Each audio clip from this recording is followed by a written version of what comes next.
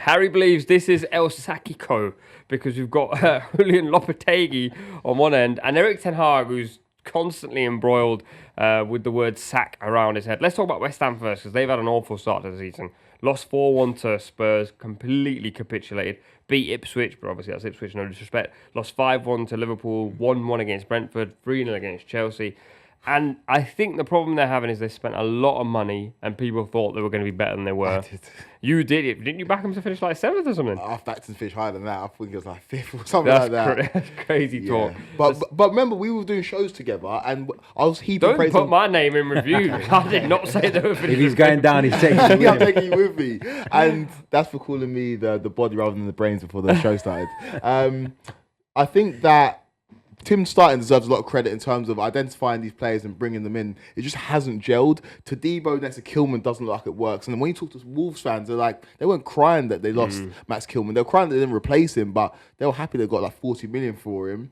And the Stratford J-Lo right now, he's struggling. I think this is the game that if they lose against... The Stratford what? The Stratford J-Lo, Lopetegui. I think if they lose this game, he's in big trouble. We talk about Ten Hag, I think his job is safe. He's talking like a man who's got job security, whereas you watch Lopetegui on the touchline, he's very agitated, and he is anyway, but he goes into this game without Kudus, his best player. He goes into this game with a defence that's leaking goals, and he goes into this game, again, with Mikel Antonio starting up front. Where's Nicholas Füllkrug? I know he's injured, but we have not seen him since signing for West Ham. And when you look at this team, all of a sudden, through a different lens, it's like, where's the goals coming from? Where's the solidity? Where's anything? And I do really worry for Lopetegui. If they lose this game at home, the fans will turn. I think he may lose his job. I'm still cracking up at the Stratford J-Lo.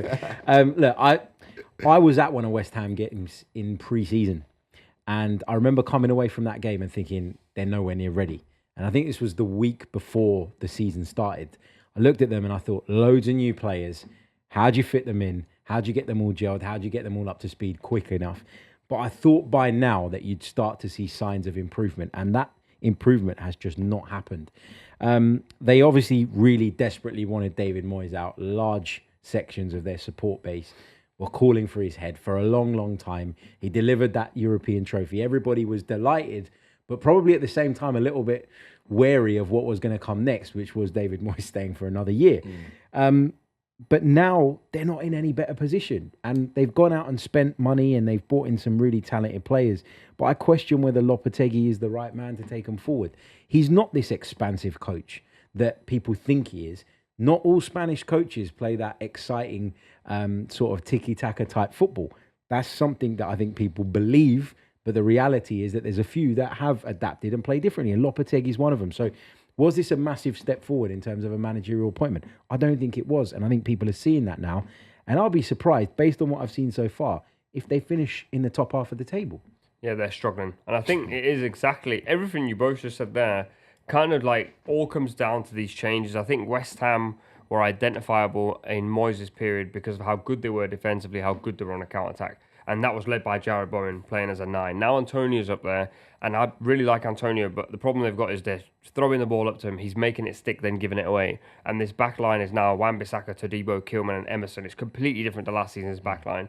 And I just think when you come up against Manchester United in this case, and this is a fixture that Manchester United seem to... I always feel like they find themselves in trouble in this game, but sometimes they find a way out. I think West Ham have to go back to going, let's go pragmatic and work from there. Let's sit back. Let's try and soak up pressure, hit them on the counter, and find a way to win. Because United are actually currently 3 games unbeaten, which for them, in the current state, is a phenomenal run. Well, Erik Ten Hag keeps telling us that the process is working. So yeah. I mean, to be fair to them, against Brentford, I did see signs of this United that he wants to have. Hold on, brother. let us finish, and you can have your Ten Hag situation. Against Brentford, there were times where I was going, that's what he wants to try and do. Stop it, Harry. I can't concentrate when you look at me like that. I'm not saying anything. They haven't won a game this season after a midweek fixture. At the time of recording, they haven't played Fenerbahce yet, which will happen this evening. Go on. Just say what you want to say, then we can actually concentrate. I can't believe that we're in a world where Manchester United get praise for beating Brentford at home. No, we're saying there's signs. That's the bare minimum that Manchester United should be delivering. When you think about the money that Erik Ten Hag has spent on that team, There is no excuse for him anymore. There is no excuse for Manchester United to be where they are in the table. There is no excuse for the fact that they have zero identity. There is no excuse for any of it. And I look at this game, and yes, it's at West Ham, and West Ham, you know, in the London Stadium, when they do get a big crowd, they can be quite difficult to beat and all the rest of it. But this is just as must win, in my opinion, for Erik ten Hag as it is for Julien Lopetegui, because he's not in any better position. Yeah. In fact, he's in a worse position because he's had longer. The players that he's brought in are all his. Kweku mentioned that West Ham's recruitment's been guided by someone upstairs. And maybe that's where the problem is. Maybe it doesn't quite fit in with what Julien Lopetegui wants. But Erik ten Hag has led a lot of this. And he has got to get it right sooner rather than later. And I look at that Man United team that's in front of us here on paper. We don't know what the starting lineup's going to be for sure. But it is so uninspiring. Yeah. It's the worst Manchester United team I've seen in my entire life. And I'm confident in saying that. Through a different lens, this looks like a good team. It does. Through a different lens, this looks like a good team. Blocked. Like, It does, though. Like, you look at what the opinion was of Martinez a year and a half ago. You look at what De Ligt has been in his career. You look at how good Mazraoui has been in his career. Onana was once upon a time the Champions League player or goalkeeper of the season. Granted, if you're looking at the midfield that they can play right now with Kobbie Mainoo out, it's very uninspiring. How Christian Eriksen is still playing for Manchester United in 2024, I don't know how. Ugarte doesn't look like he's up to it. Casemiro's clearly past it. So midfield's a big area of concern for Manchester United. But then going forward, look at Garnacho. I've got stocks in Garnacho. He always leaves with something. He is very frustrating. When you watch him for 90 minutes, you can understand why Man United fans get very frustrated with him. And you can understand why some Man United fans want Amad Diallo to be playing over Garnacho or Rashford. But Garnacho will give you a goal or assist if he plays 90 minutes, whether that's off the bench or starting from the beginning. If you look at Bruno Fernandes, again, that's where we talked about this a few weeks ago. Can you be a top side with Bruno Fernandes as your main influential creative player? I don't think you can. I think he makes too many bad decisions.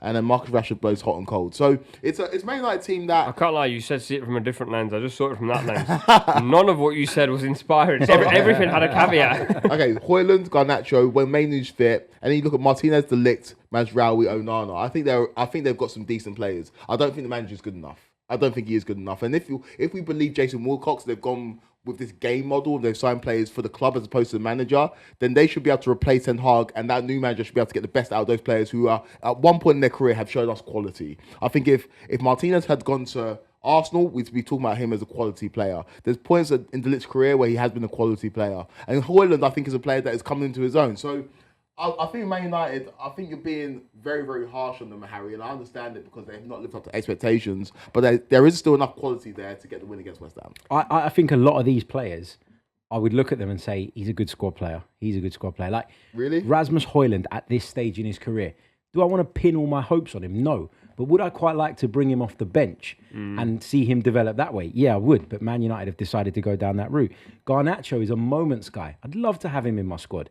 But as you said, does he give you enough over the course of 90 minutes? Marcus Rashford's completely disappeared. I don't know what's happened to him. I can't put my finger on it. That midfield is as weak as it gets. That Ugarte signing was one there was so much hype around. I watched him play twice, live in the flesh, before he joined Manchester United. And I looked at him and I thought, destroyer. But has he got much else? Not really. And I know that that's maybe why Eriksen gets a game, because on the ball he might be able to produce something, but he hasn't got the legs. It's just so off balance, this team. I know we haven't seen them play in midweek yet. I wouldn't be surprised if they went and got beaten comfortably away from home.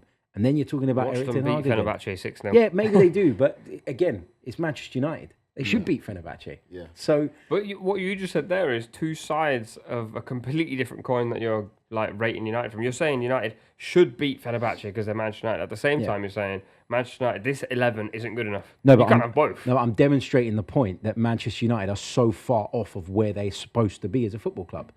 And I look at some of the other football clubs that fell off, right? There was a period where Liverpool weren't at the top of the game. There was an explanation for that. There was bad ownership. There was a lack of investment. All I ever hear about Manchester United is their ownership and how bad it's been. Ineos have come in supposedly to fix the whole football club. Nothing has improved. The recruitment is just as mediocre as it was before they came in.